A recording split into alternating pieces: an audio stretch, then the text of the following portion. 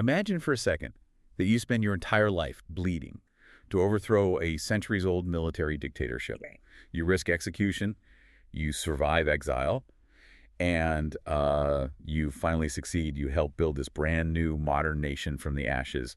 And then less than a decade later, you turn around and lead a doomed, bloody rebellion against the exact government you just created. Yeah, which is, I mean, that kind of pivot usually belongs in fiction, right? Because human beings rarely change course that drastically without, completely losing their minds. Exactly. But for you listening, today's deep dive is about a very real man who lived that exact baffling paradox. So we're exploring the life of Saigō Takamori. Often remembered as the last true samurai. Yes, the last true samurai. And we have this massive stack of historical sources in front of us. Our mission today is to basically strip away the romanticized myths to find the deeply human, deeply flawed man underneath. And there are a lot of myths. Oh yeah, so this isn't just a military history. It's really the profile of a man completely torn between ancient tradition and rapid modernization. We should probably establish right away just how enormous those myths actually are, right? Yeah. Because Saigō is such a towering figure in Japanese history that almost immediately after his death, people just flat out refused to believe he was gone. Wait, really? Like Elvis or something? Yeah, exactly like that. Yeah. Legends circulated that he had escaped to India, and others genuinely claimed he had ascended to heaven to become the planet Mars. The planet Mars. Wow. Seriously, when a new star appeared in the sky around that time, people actually called it the Saigō star. That is just an unbelievable level of hero worship. But, before he was a celestial body, he was a very mortal man. And physically, the sources paint a picture of someone who just naturally commanded a room. Yeah, he was a big guy. He was. He was nearly 6 feet tall, which made him a giant for his time in Japan. He had this broad, powerful, almost wrestler-like build. But that physical stature didn't come with immediate political power, right? No, not at all. So he was born in 1828 in the Satsuma domain, which is far in the south of Japan. And he belonged to a family of pretty low-ranking, impoverished samurai. Yeah, the sources note there were like up to 16 people crammed into his household, just constantly struggling to make ends meet. Right. And his upbringing was heavily steeped in strict Confucian values, loyalty, duty, honor. And naturally, being a samurai, he trained intensely in martial arts. But a really crucial turning point happened when he was just a teenager. The arm injury. Exactly. He gets into an altercation with another samurai and suffers a really severe injury to his right arm, completely cutting a nerve. Which, if your entire societal value is based on being a warrior, losing the use of your sword arm is just completely devastating. It forced a total pivot in his life. I mean, unable to pursue martial arts, Saigō threw himself into scholarship. But he didn't gravitate toward the orthodox Confucianism of the time. Because it was mostly just theory, right? Yeah, highly theoretical. It was all focused on studying ancient texts and just knowing your rigid place in the social hierarchy. Instead, Saigō became fascinated by a philosophy called Wang Yangming learning. Or Shei in Japanese. Right.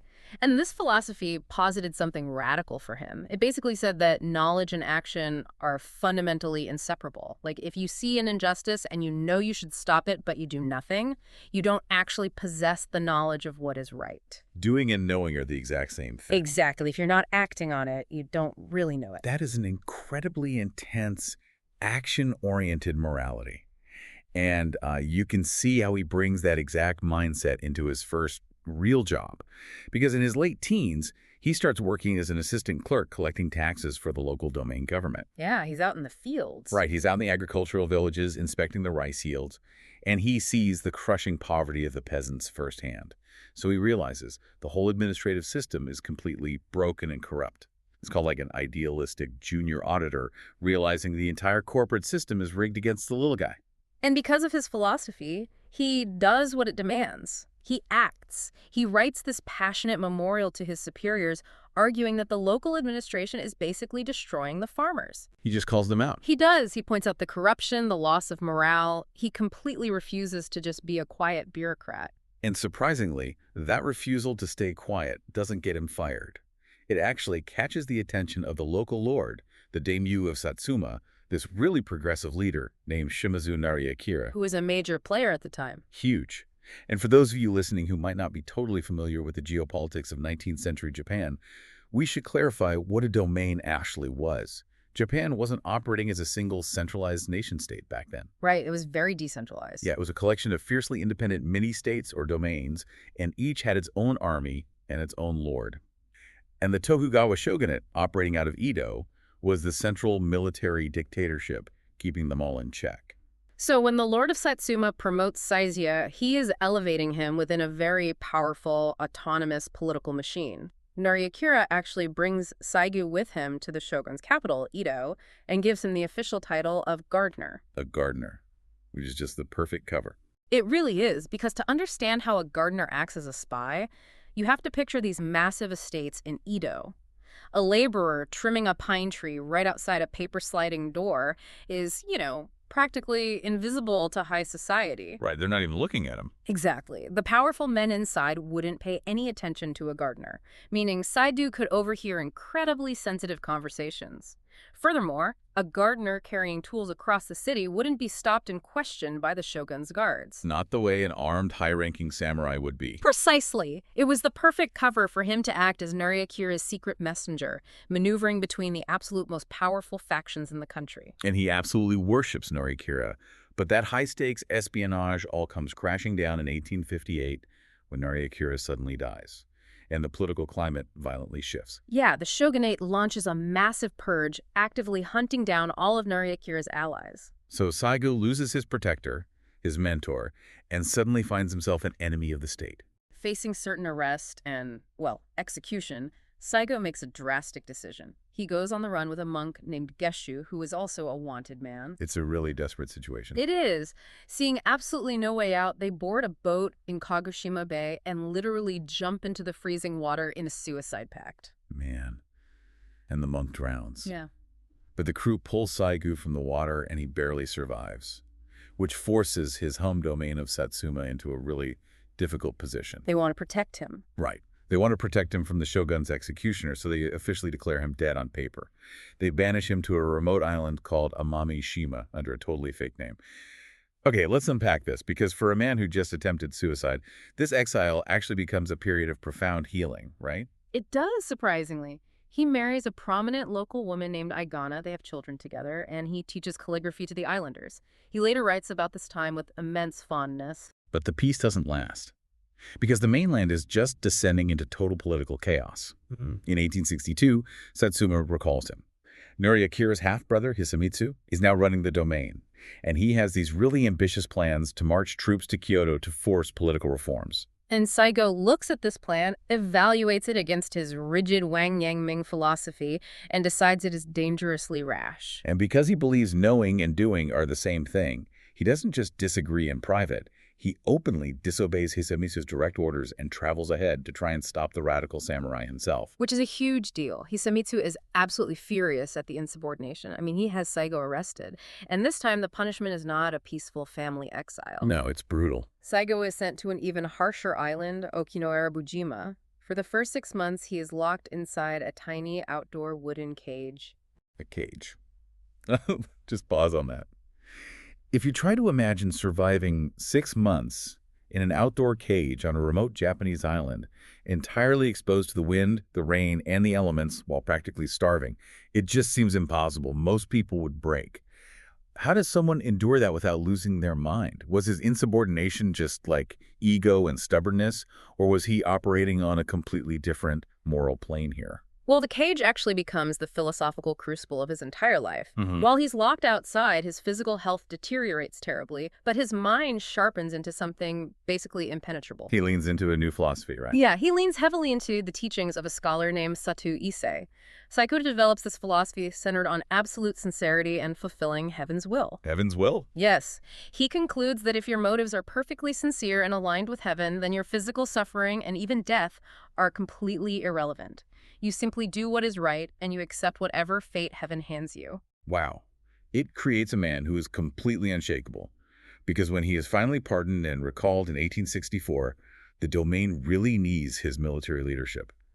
And he returns operating purely on this heaven's will mindset. And he gets straight to work. Yeah, he immediately brokers something that everyone thought was politically impossible. Right. He negotiates a secret military pact, the Sach alliance, between his domain, Satsuma, and their bitter rivals, Choshu. Satsuma and Choshu had literally hated each other for years, but Saigō helps them realize they share a mutual enemy, the Tokugawa shogunate.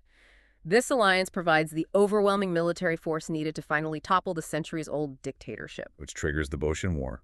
Saigō commands the imperial forces, and he marches east, completely cornering the shogun's forces in Edo. He has the entire city surrounded. He's won. He has. And he easily could have ordered his troops to burn the capital to the ground, which was, a pretty standard siege tactic of the era.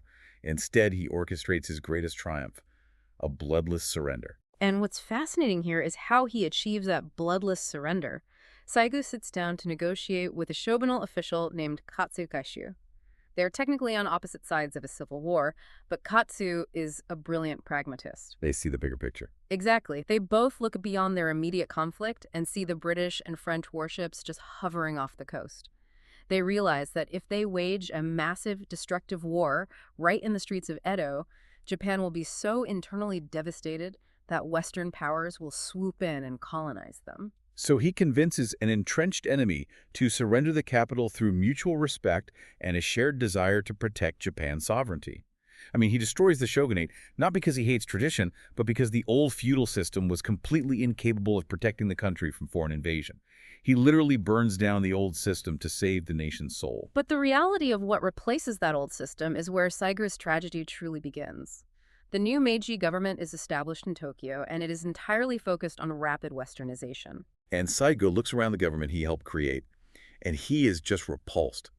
He sees these politicians wearing Western suits, cutting their top knots, and building these massive bureaucratic structures. It's everything he stands against. Right. Remember, this is a man who operates on absolute moral sincerity. He spends his free time making his own straw sandals and handcrafting fishing lures. And suddenly he's surrounded by pragmatic politicians who are concerned with tax codes, conscription armies, and industrial profit.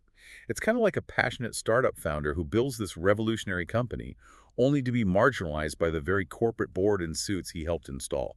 Yeah. To Saigō, it all reeks of corruption and a loss of Japanese soul. The new leaders are focused on building a centralized, modern nation-state. They need infrastructure and factories. But Saigō believes a nation's strength comes from moral leadership and the virtue of its people, specifically the samurai class. Which leads to a massive clash. Right. The friction between his moral absolutism and the government's pragmatism comes to a head in 1873 during the Seikanron, which was a massive, highly contentious debate over whether to invade Korea. Okay, here's where it gets really interesting. Because Korea had refused to recognize the new Japanese government and had essentially insulted their diplomats. Saigō steps up to the central government and proposes a plan so extreme it literally leaves the other politicians speechless. It's a wild plan. He volunteers to go to Korea alone as an envoy, and he promises to behave so uncompromisingly that the Koreans will have no choice but to assassinate him, and his murder will give Japan the perfect, legally justified excuse to declare war. He is basically offering to orchestrate his own martyrdom, and the mechanism behind this idea is really complex. Like, yes, there was a desire to uphold national honor, but more importantly, a war with Korea would give the samurai a purpose. Right, they were struggling. Big time. The samurai class had just been completely sidelined by a new, modern conscript army. They were restless, they were humiliated, and they were angry. A foreign war would allow them to be warriors again. And if we look back at his time in the outdoor cage, this also perfectly fulfills his personal philosophy, right? Dying for his country in a perfectly sincere act of duty checks every single philosophical box for him. Definitely. But the government officials, many of whom have just returned from a massive tour of factories and shipyards in Europe and the United States, they look at Saigō's plan as absolute madness. They're like, we can't afford this. Exactly. They realize Japan cannot afford a foreign war. They need to build railways and schools, not fight battles abroad, so they completely reject his proposal. And Saigō is just disgusted by their caution and what he sees as a total lack of honor. So he resigns from the government entirely. He turns his back on Tokyo and just walks away. And when he leaves, thousands of loyal samurai from the military and police forces resign in solidarity and follow him back south to Kagoshima. And back in his hometown, Saigō genuinely tries to retire. He just wants to hunt with his dogs and soak in the hot springs. But a man with that much gravity cannot simply disappear. No, he's too big of a figure. Right. His mere presence acts as a magnet for every disaffected samurai in the country. He opens up a network of private schools known as shigaku. Though calling them schools is a bit of an understatement, right? Yeah, definitely. They were essentially paramilitary training grounds. The students focused on artillery, military tactics, and traditional martial arts, all steeped in a really deep resentment of the central government. And the central government in Tokyo gives those students plenty of reasons to be resentful. The government systematically dismantles the samurai identity. First, they legally ban the carrying of swords in public. Which is a huge blow to their pride. Massive. And then they destroy them economically. Because for centuries, samurai were paid in hereditary rice stipends. The Meiji government legally abolishes these stipends and forces the samurai to accept government bonds instead. Yeah. It is an economic death sentence. Yeah, it's devastating. Imagine working for an institution your entire life, and suddenly they fire you. But instead of severance, they give you a piece of paper that says, we owe you this money in 20 years. You can't feed your family with a non-tradable bond. And the samurai were a warrior class. They had no knowledge of farming or commerce. They were literally being financially starved out of existence. So tensions reach an absolute boiling point in early 1877. The central government is terrified of the private schools in Kagoshima. They send ships to secretly remove munitions from the local armory, and they send spies to assassinate Saigō. And this wasn't just paranoia from the students, by the way. One of the spies is caught and actually confesses under torture to the assassination plot. Oh, wow. Yeah. So when the students at Saigō's schools find out the government is actively trying to steal their weapons and kill their teacher, they completely snap. They raid the armories. The rebellion begins. And what's Saigō's reaction to this? Because he didn't order the uprising, did he? No, the historical consensus is that Saigō was actually appalled by his students' actions. He didn't order it, but his philosophy of absolute sincerity and loyalty meant he could not abandon them. He's trapped by his own morals. Exactly. He tells his followers that they have forced his hand, but he will lead them and he will die with them. So in February 1877, he marches north with 12,000 men. The Satsuma rebellion is officially underway, and it is a grueling, miserable war. They march into a brutal winter landscape and hit a massive wall at Kumamoto Castle. The irony here is palpable. Right. The castle is defended by the new Imperial Army, a modern force made up of commodores utilizing Western firearms. It's the exact kind of army Saigō had helped design. The samurai lay siege to the castle for 54 days, and this is followed by an absolute meat grinder of a battle at Taburuzaka, fought in the freezing mud and rain. Just brutal conditions. Horrific.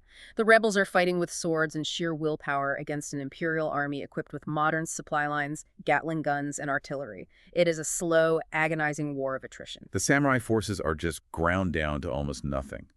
The failure to take the castle forces a desperate retreat back south, leading to the final stand at Shirayama in September 1877. Saigō is backed up onto a hill in his hometown. He started the rebellion with 12,000 men. He is now surrounded with only a few hundred loyal followers left, facing a massive, modernized imperial army of roughly 30,000 soldiers. It's over. It is. When the final imperial assault begins, it really marks the definitive, violent end of the samurai era. During the barrage, Saigō is severely wounded, taking a bullet that shatters his hip and his abdomen. And here's where we need to address the reality versus the mythology. Because if you watch historical dramas, Saigō goes out with this beautifully tragic, highly stylized ritual suicide seppuku. Right, but the physical reality was far more visceral. The autopsy later confirmed that his abdomen was so severely shattered by the gunfire that he physically could not have performed the ritual cutting of seppuku. He just couldn't do it. No. Crippled, bleeding, and unable to move, he turns to his close friend and lieutenant, Beppu Shinsuke, and simply says, "This place will do." Wow. Yeah.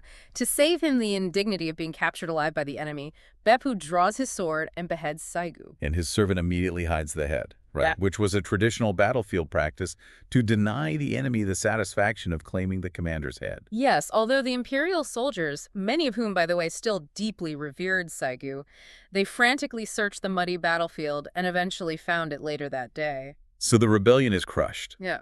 But the aftermath is truly wild.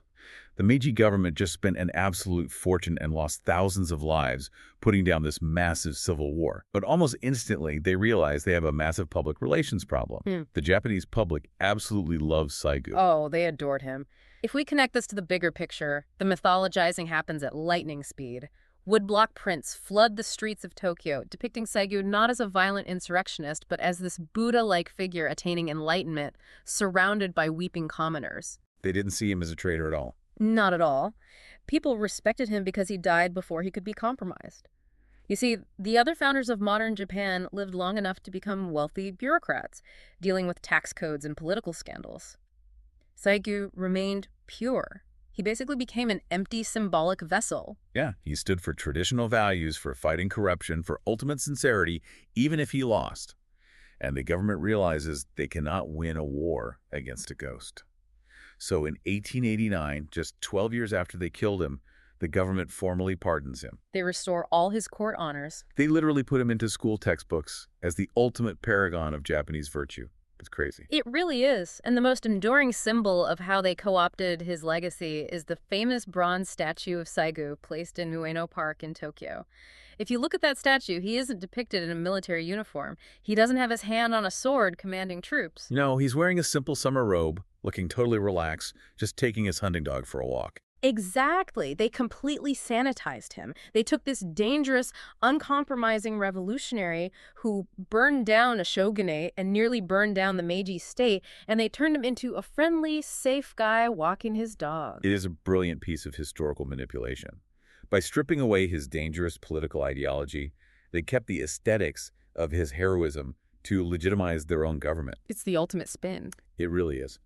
Which brings us to the end of our deep dive today. And as you think about the incredible paradoxical life of Saigō Takamori, ask yourself, how often do modern political movements do the exact same thing?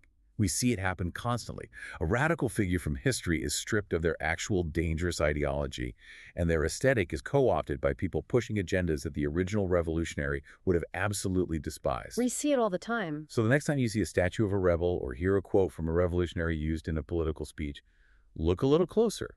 What part of their story had to be erased so they could fit onto that pedestal? Thank you for taking this deep dive with us today.